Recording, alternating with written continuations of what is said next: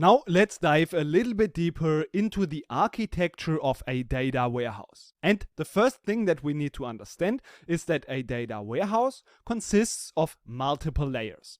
So we remember that we have our data sources and we use an ETL process to load the data from these data sources with some transformations into our data warehouse. But now this data warehouse, we want to have a little bit of a closer look.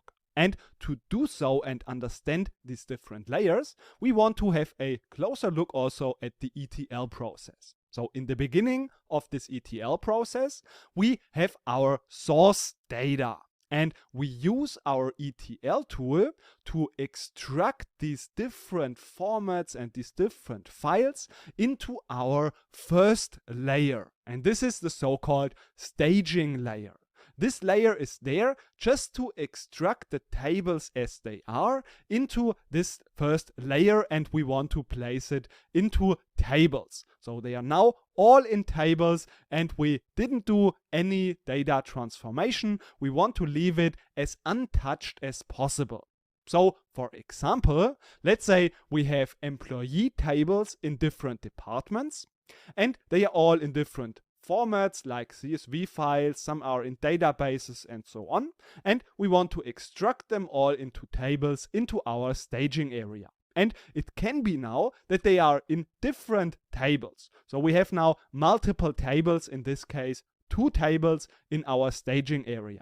But if we see that the data structure is pretty much the same, then we can also already do a little bit of transformation, that is to append these data rows and combine them already into one departments table or into one employees table. So this is what we want to have anyways later on. So you see that there can be some small transformation steps, such as appending and combining the tables into one employee table, for example. But sometimes also we need to do a little bit more work. So for example, we see that in this case the table headers are differently named. So we have position level. Some data is abbreviated in one table and written out in the other table. And also we see the ID is again starting in the different department again with 1. And these are all steps that we now need to resolve by using some data transformations to integrate the data. And of course also we want to model the data as we want to have it. So oftentimes we want to restructure that. And we, of course, use again our ETL tool. And while copying the data from staging to this core layer, which is sometimes considered as the data warehouse itself, because it is just perceived as that from the end users, we do these transformations while we copy the data from staging to this core layer. So this is then the layer that is usually used from the end users or the applications. So from here we can now pull the final data from our data warehouse and, for example, create reports, do data mining or predictive analytics.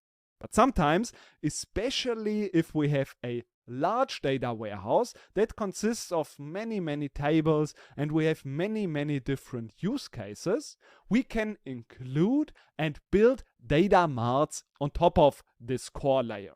So this data mart just takes the relevant tables from the data warehouse that are relevant for one specific use case, and this increases the user friendliness because we are not overwhelmed with so many tables. But also it can help with the query performance, because now we have only the tables that we need and only this single user group is querying from the data mart, and not everyone is using up the performance of our data warehouse.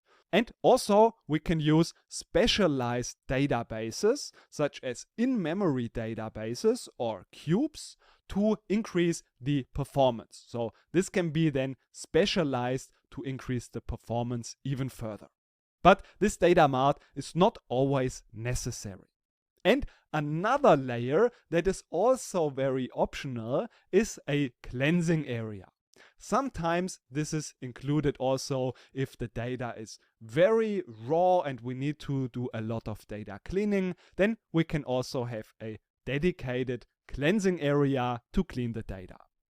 But now with all of these layers, sometimes there is a little bit of a confusion. What is now actually our data warehouse?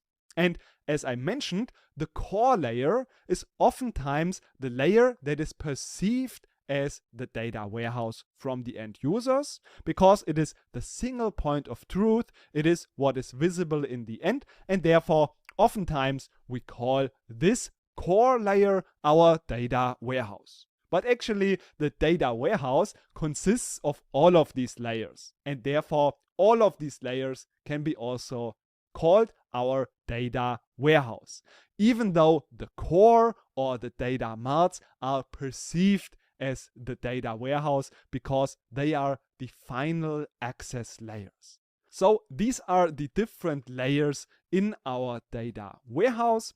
And now that we know that we have different layers and we have a brief overview of them, we now want to dive a little bit deeper again and have a closer look at the staging area that is always available and is a very important part in the process. So that's what we are doing in the next lecture.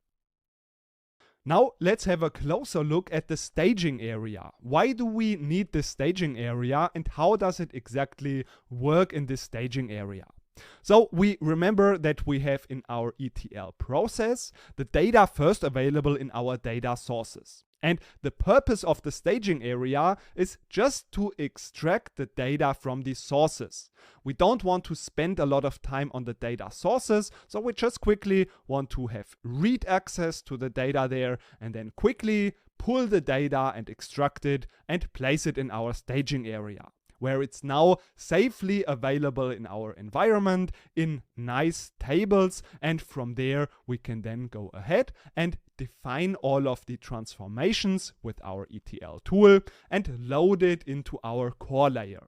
This again is the access layer for the end users and the applications, and that's why this layer is oftentimes perceived as our data warehouse. But now the question might be, why do we actually need this staging layer? Isn't this making things more complicated, and isn't this creating redundant data? So aren't there more downsides than upsides? And that's why we want to have a look at why we need this staging layer and why it's a good best practice to use such a staging layer. First of all, we are pulling the data from these operational systems. They are the systems that are turning the wheel in the company.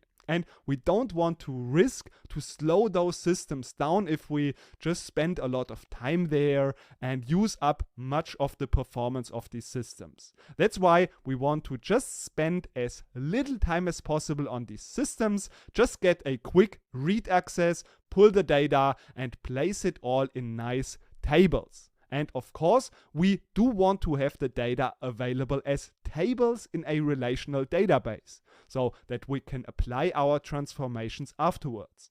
And that's why if we have CSV files, JSON files, we want to just as a first step write all of this data into tables in relational databases. And then from there, in the safe staging area where everything is in tables, we can start to define our transformations and apply them using our ETL tool. So this is why we should have a staging layer in our data warehouse. But now let's have a closer look at how this works in practice with a practical example. So we have the data, as mentioned, first available in our source system. So let's assume we have some small sales table, and this is now the first step. We just extract the data from the source systems very quickly. We just need to quickly read the data from the source systems, and then we can extract it quickly into our staging area. And from there, we can now, of course, as mentioned, apply our transformations and load it into the data warehouse. So in our case, we've just merged this data with some additional tables, so we have now some additional columns. So it's just very small transformations in our case. And now what happens if in the next day there are some additional data, of course, now present in our source systems? So what we are now doing is we are cleaning up, we are truncating the staging layer. So it's basically empty and it's just a temporary layer, because after every cycle or after every round of our ETL, we always truncate this layer. And now what we need to do is we need to have a look at what is now new data in the data sources. And to identify what is new, we need to have a delta logic in place. That means we need to find a column, that is our delta column, that is telling us if this is new data. So for example, it can be an ID column. We remember the last number that we have imported was 5. So now in the next run, we will just load everything that is larger than 5. So we will load all of these rows. So of course, if we use an ID column as a delta column, we need to make sure that it's really a strictly ascending number. Otherwise, we will load the wrong data. So therefore, oftentimes in practice, a date column is the delta column. So we will, in our case, load everything that is after the 2nd of January. So we will load all of that data.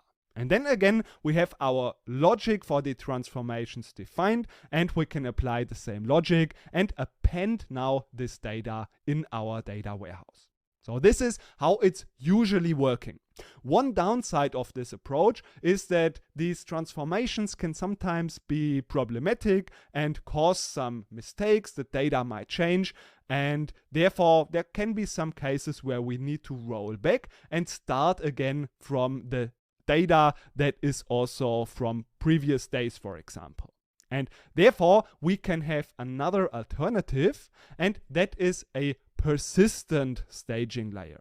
Because if we need to roll everything back, of course we could go back to our source systems, but as we remember, we don't want to spend a lot of time there, and this can be a bit more complicated. So therefore it can be in some cases good to have a persistent layer where we are never truncating the data. So we can always easily roll back in time.